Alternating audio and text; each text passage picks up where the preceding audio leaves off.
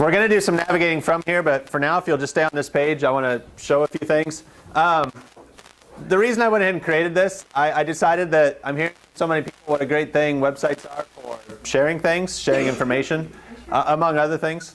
I'm sorry? Yeah, if you go to your sites, it should be, I shared it, and it's actually public for anybody on the web, so you don't even have to have your login. But one of the things, like I said, I've been hearing from a lot of people that how great it is to be able to share with your students and with your teachers, administrators, whoever you want to share with. My audience is going to be a little bit different, obviously. I'm intending this for you guys. So I'm going to try to put on here some things that I think are important for all of us. One thing I included, I inserted my Google Calendar, and I made one for our jobalike professional development. So this tells you when they are. If you click here, you'll see all of them. And you can click there for the location and all that stuff. That's pretty basic. Over here, in case you're anticipate these as eagerly as I do, I made a little countdown calendar. Devin showed me how to do that. That's actually, I was thinking though, in terms of your classroom, it'd be kind of cool to, if you have a test coming up, that sort of thing. That might actually be something that gets parents' attention. And then over here, I'm going to be looking to add a whole bunch of things. But when I originally envisioned this, I thought this would be a place where I could add all kinds of resources. But what I've decided is maybe the next level, a little loftier goal would be if we can all share with each other over here on the left. And so what I'm anticipating, the way we might be able to use this website, I'm kind of hoping this can become a model of sorts. And we're going to experiment with it a little bit. But what I'm hoping is maybe on this site will be a way for us to share with each other quite a bit. And so, again, this is all just thoughts for now, but it's something I want us to all think about together and might develop as the year goes on. But I think it's possible to go as far as sharing your own resources with one another fairly easily through this site. So whether it's a link to your website that other teachers can go to, maybe as crazy as sharing your lesson plans with one another or videos with one another. That's actually why I'm videotaping myself. Devin and I are doing a little bit of an experiment here. I'm going to tape this thing and edit it and put the parts who can be here today that wants to go. They'll be able to click this, some video, which obviously in your classroom that might be a lot more impactful. You can say to a kid, click on the date and it'll have the lesson plan we went through. It'll have my focus lesson, since that's hard to make up, obviously. So I think there's some pretty crafty things that you can do with your websites, and I'm hoping that we can maybe experiment on some of those things here as a group. So anyway, that's the goal for this website.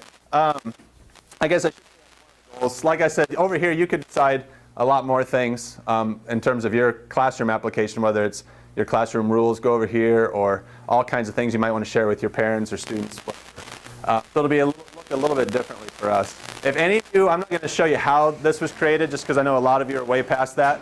But if any of you do want to know how to put like this thing or how to put the calendar, those kinds of things, I'd be happy to show you. Devin obviously knows how to do it, and I'm sure several of you in the room know how to do it if you ask each other.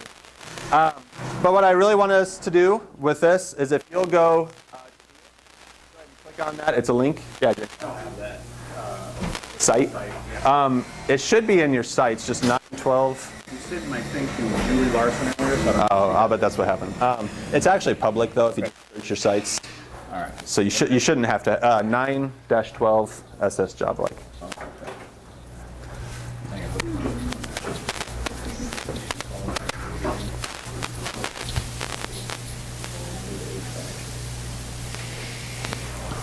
So I'm going to show just a few things before we get started with the actual PD. This is what you'll get if you click on this. This is my lesson plan for today. This is what I intend to follow. I just want to show you really quickly, in case you're interested, where I got this from. And then if you decide what we do today works fairly well and you want to do something similar, you'll be able to. I actually went to, if you go to your Google Drive, you all have this on the templates. I went to create and then from template. And I stole this from Amanda Jens, a math teacher at AL. We actually did a year or two ago some PD on lesson planning, and she developed this for that session. You can do a search. I think if you just probably be good enough. And it's this top one. And actually what's kind of cool about it, and the reason I used it, I wanted to kind of keep in the spirit of the graduate release. And if you're looking to do a lesson where you try to stay true to as many of these principles as you can, what's cool about this template is you can actually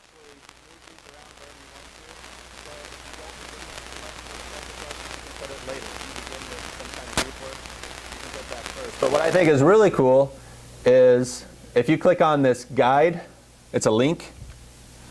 And if you open that link, it gives you kind of some reminders of what a focus lesson is all about. So you can kind of check yourself. Remember, I kind of advertised checklists. This can kind of serve as that checklist.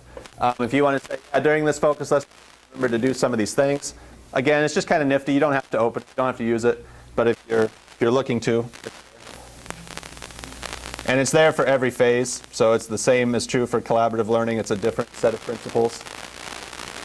And I just, like I said, for my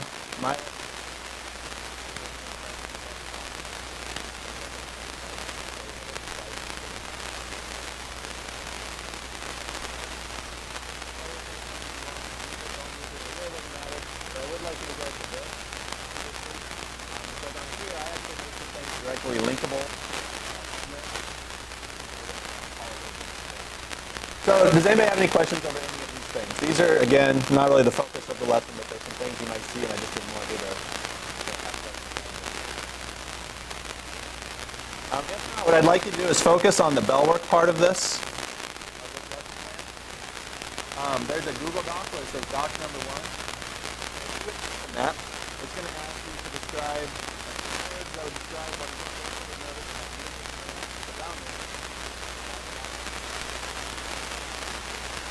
I know that seems a little odd, a little strange.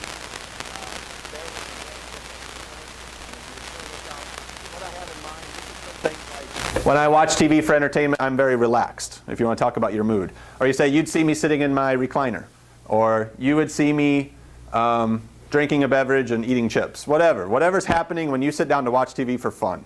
Versus down here at the bottom, when you're on the web, again, and what I want to say for entertainment versus like, I just have the TV on in the background while I read a book. That's not really what I'm talking about. I'm saying when you're watching TV for the sake of watching TV, or when you're surfing the web for the sake of surfing the web, just for killing time and entertainment.